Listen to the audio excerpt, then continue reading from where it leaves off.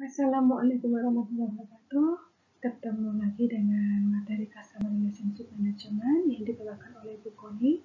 Yang kali ini, pagi ini, teman-teman nutrisi yang aku banggakan, kita akan membicarakan mengenai tipe Customer Relationship Management berdasarkan karakteristik dan prosesnya. Mari kita bahas satu persatu. Ada apa saja tipe-tipe yang terdapat dalam CRM ini? Kemudian dalam tipe CRM ada 4, yaitu ada strategic CRM, kemudian ada operational CRM, analytical CRM, dan collaborative CRM. Yang pertama mengenai strategic CRM, tipe strategic ini berfokus terhadap data-data pelanggan untuk kebutuhan informasi dan kebutuhan dalam rangka untuk memperoleh keuntungan. Ya. Oleh karena itu, strategic CRM ini juga disebut dengan customer centric CRM. Pada tipe ini, fokus utamanya adalah mengumpulkan data pelanggan, melakukan sekresi data, serta mengolah data pelanggan menjadi informasi, sehingga diperoleh pengetahuan mendalam mengenai pelanggan dan tren pasar yang akan dihadapi oleh manajemen atau perusahaan. Pengetahuan tersebut bermanfaat untuk meningkatkan nilai dan kualitas layanan yang diberikan pada perusahaan kepada para pelanggannya. Terdapat beberapa konsep atau yang kita kenal dengan konsep data warehouse dan business intelligence. Ya, konsep ini merupakan konsep-konsep yang dibutuhkan oleh para manajemen, yaitu mana benar-benar diterapkan pada CRM jenis ini di dalam pengumpulan data dengan beragam format dan menganalisanya untuk memperoleh informasi, laporan, dan polanya. Ya. Kemudian yang kedua, yaitu operasional CRM. Untuk operasional CRM ini merupakan tipe CRM yang fokus pada proses. Kalau yang pertama tadi dalam strategik itu berfokus pada data-data pelanggan, tapi untuk yang kedua ini merupakan operasional CRM yang tipenya berfokus kepada proses operasional yang melibatkan pelanggan tentunya. Itu meliputi pemasaran produk dan layanan atau marketing, kemudian penjualan produk dan layanan atau sales, dan layanan yang diberikan kepada pelanggan atau service. Oleh karena itu, fokus kepada proses-proses operasional yang melibatkan pelanggan. Maka, operasional ini umumnya disebut dengan Customer Centric Process CRM. Berkaitan dengan proses-proses operasional yang melibatkan pelanggan, maka di dalam operasional CRM dilibatkan ada 3 automation. Ketiga tersebut ada yaitu diantaranya service automation, marketing automation, dan Salesforce automation. Kita bahas satu persatu yuk. Service automation membantu perusahaan melalui CRM yang untuk menangani semua masalah dan isu mengenai layanan pada pelanggan yang meliputi Service Level Management atau SLM, kemudian Sistem Interactive Voice Response atau AVR untuk menangani interaksi pelanggan dengan perusahaan berbasis tatap muka ya. Berbeda dengan yang lainnya yang merupakan perusahaan online atau perusahaan e-commerce ya. Ini berdasarkan tatap muka. Aplikasi ini serta diagnosa dan memberikan solusi terkait dengan permasalahan yang dialami oleh pelanggan. Ya, jadi apa-apa yang akan dialami pasti di luar sana akan terdapat banyak isu atau terdapat beberapa hambatan mengenai pelayanan atau layanan kepada pelanggan. Jadi ini yang harus akan dibahas atau yang harus disimpulkan oleh perusahaan. Kemudian untuk marketing automation membantu perusahaan melalui CRM ini untuk menangani semua hal mengenai pemasaran atau marketing. Tentunya hal ini sudah dipelajari sama teman-teman ya untuk di marketing digital ataupun di ekonomi kreatif ya, mungkin sudah dipelajari. Yang pertama event-based marketing atau trigger. Untuk melakukan pemasaran kepada pelanggan berdasarkan hasil trigger dari keluhan, pertanyaan, saran, atau diskusi yang dilakukan oleh pelanggan ke perusahaan. Kemudian yang kedua market segmentation ya, segmentation ini market segmentation ini atau segmentasi pasar mereka terkait dengan produk dan layanan yang diberikan kepada pelanggan. Berapa saja rentang usia pelanggan mereka, ya kan? Biasanya kalau segmentasi kita akan ngomongin tentang usia, tentang status, latar belakang, profesi, serta apa saja yang memotivasi mereka untuk loyal terhadap produk dan layanan yang diberikan oleh perusahaan atau pelanggan kita. Yang ketiga, promotion atau promosi, efisiensi biaya promosi dan efektivitas waktu dan target promosi ini harus dimanfaatkan betul-betul ya data pelanggan dengan lebih baik sehingga tidak terjadi adanya pemborosan.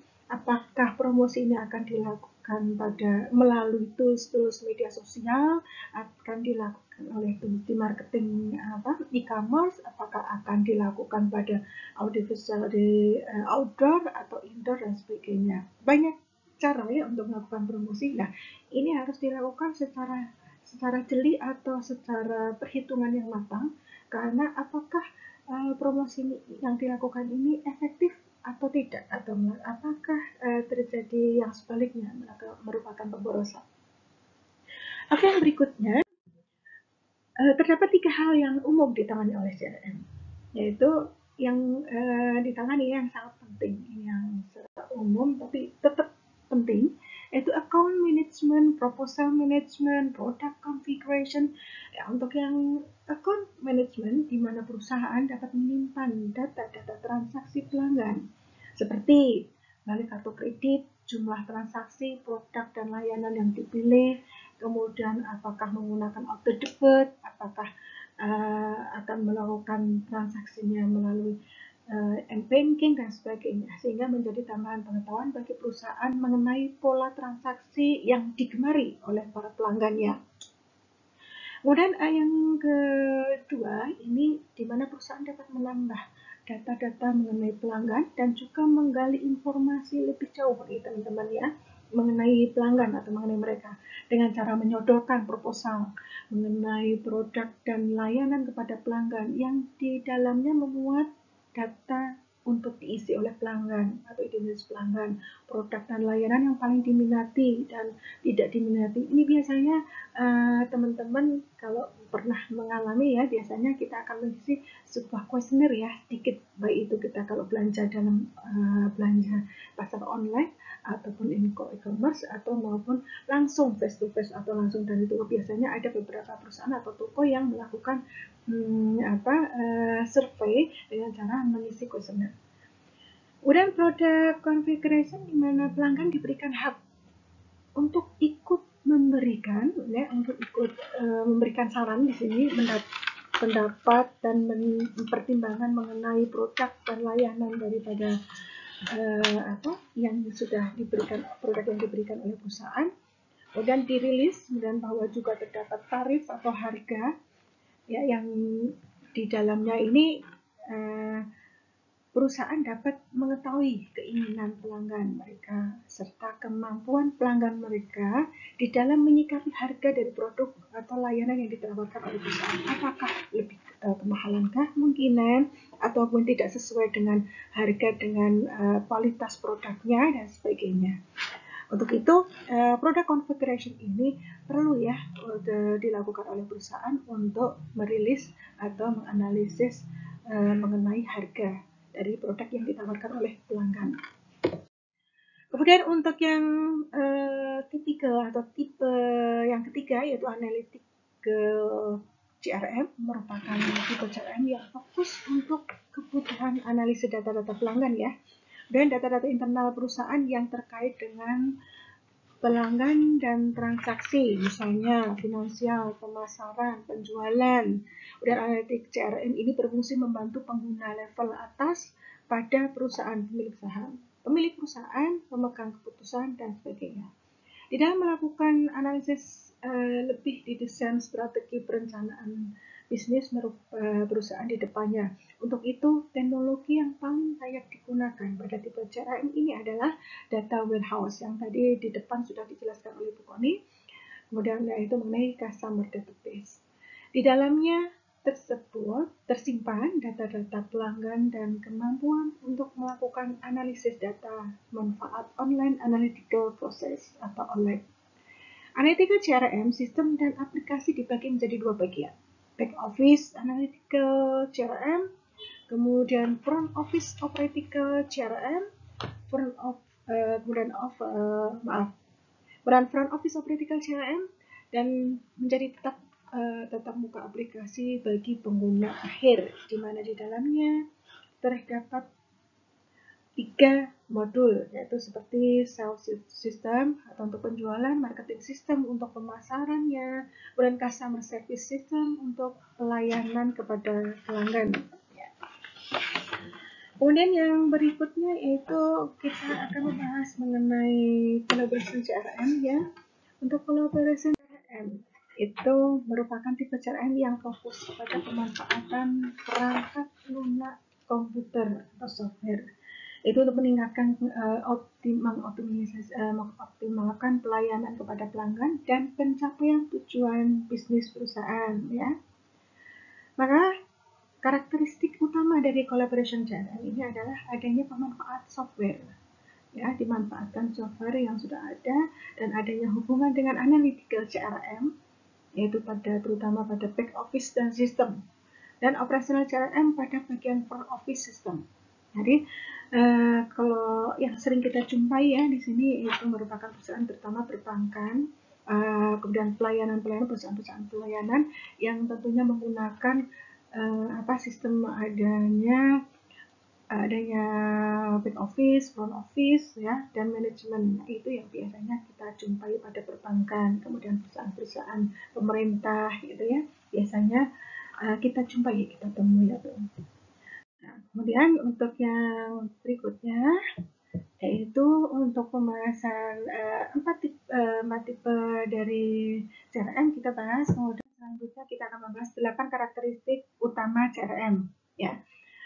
Apa itu ya, kita bahas untuk secara ringkas yang nantinya ya nanti akan silakan dibaca teman-teman, ada literatur bukunya ya. Dan untuk kita bahas untuk CRM teknologi itu karakteristik ini menyatakan sejumlah teknologi yang digunakan oleh perusahaan dalam menjalankan sistem dan aplikasi CRM mereka. Antara lain meliputi desain dan arsitektur jaringan, desain dan arsitektur perangkat lunak atau software, dan manajemen data dan informasi manajemen. Dan yang kedua itu CRM metrik yang berisikan karakter ini dilakukan pengukuran ya, metrik untuk pengukuran kinerja dari CRM tersebut ya, dan menggunakan sejumlah metrik dari sudut pandang internal dan eksternal. Nah, dari metrik ini nanti mungkin lain kali akan kita bahas bahwa CRM metrik ada kurang lebih ada 9 ya mengenai cara penghitungan metrik ini. Kemudian yang ketiga itu CRM information. Pada karakter ini CRM memiliki fungsi untuk menyediakan sumber-sumber data terpercaya untuk perusahaan, di mana data-data tersebut akan diolah menjadi informasi bagi kebutuhan perusahaan bersangkutan. Misalnya untuk kebutuhan di dalam pengambilan keputusan, penentuan strategi bisnis, ataupun dengan tetap dalam bentuk data untuk kebutuhan analisa, misalkan analisa pasar, analisa konsumen, kemudian kebiasaan konsumen, analisa harga, analisa targeting, dan sebagainya. Dan CRM strategi itu pada karakter ini melalui penyediaan data di dalamnya dapat digunakan untuk kebutuhan perusahaan di dalam penentuan strategi perusahaan.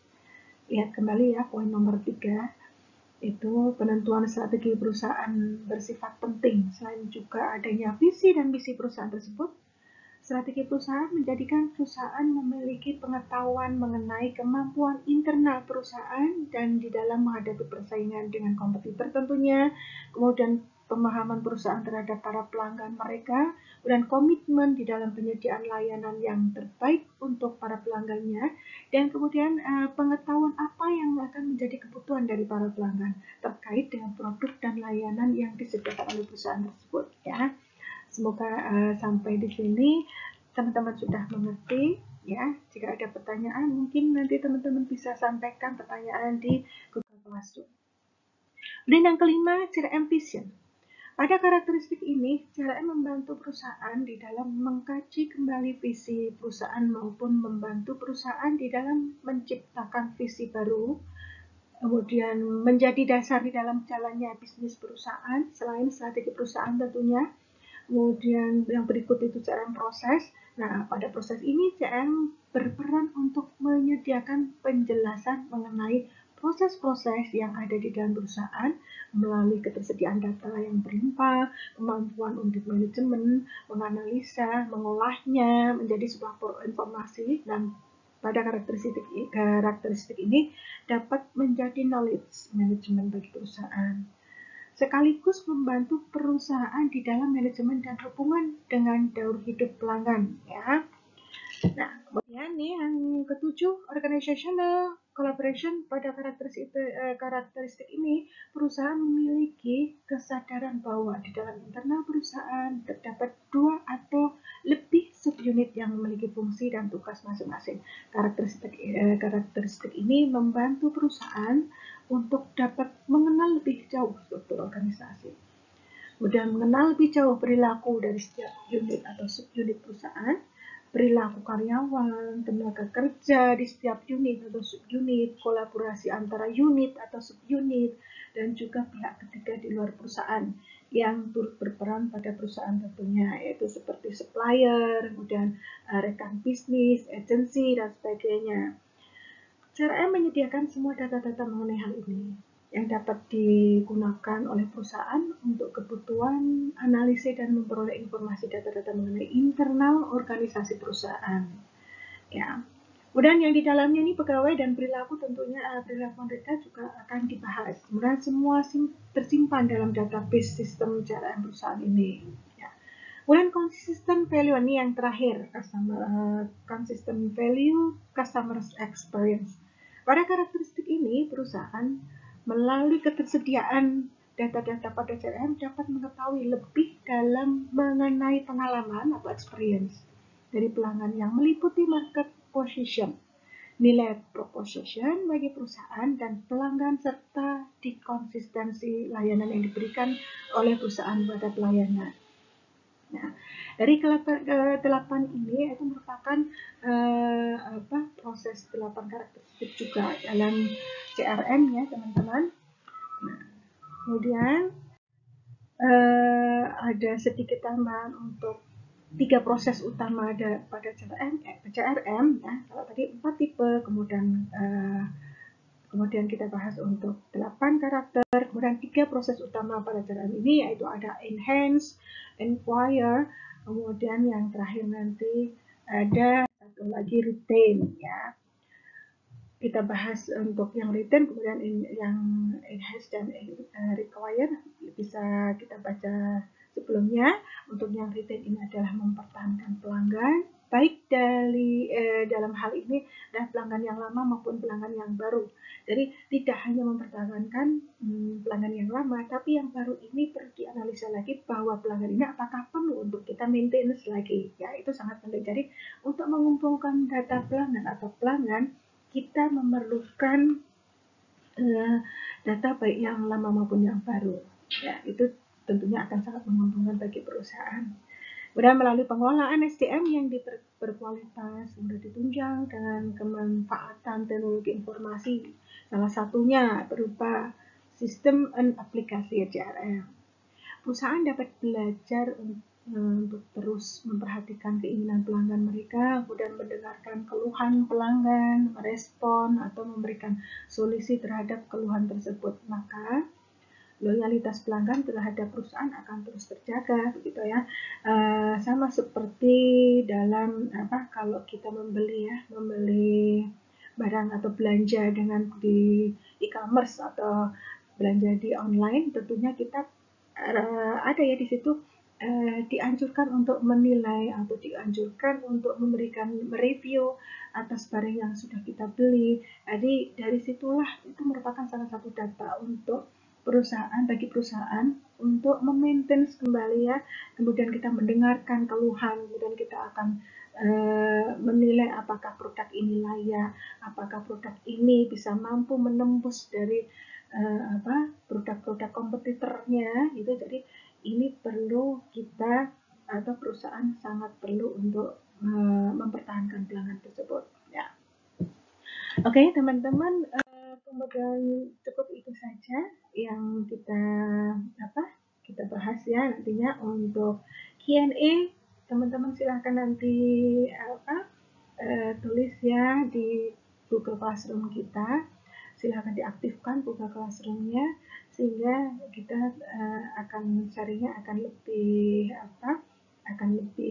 oke ya, akan lebih terjalin informasi yang bagus. Kalau tanpa ada informasi berarti di sini dianggap oleh Bu Koni semuanya sudah memahaminya dan oke. Untuk referensinya silakan baca buku Ibu Tu Pratama, yaitu Customer Relationship Management tentang teori dan praktek berbasis open source. Kemudian silakan bukunya untuk mengenai HTP Daily Social ID.id silakan dibuka juga. Kemudian buku yang digunakan nanti bisa menjadikan acuan supaya lebih jelas. Kalau tidak jelas, ya tentunya silahkan bertanya dengan Bu Koni. Terima kasih atas waktunya untuk memperhatikan materi customer relationship kali ini. Semoga kita bisa bertemu dengan pertemuan selanjutnya di pertemuan ketiga. Terima kasih dan selamat pagi, sukses selalu, salam sehat dan bahagia, amin ya rabbal alamin. Wassalamualaikum warahmatullahi wabarakatuh.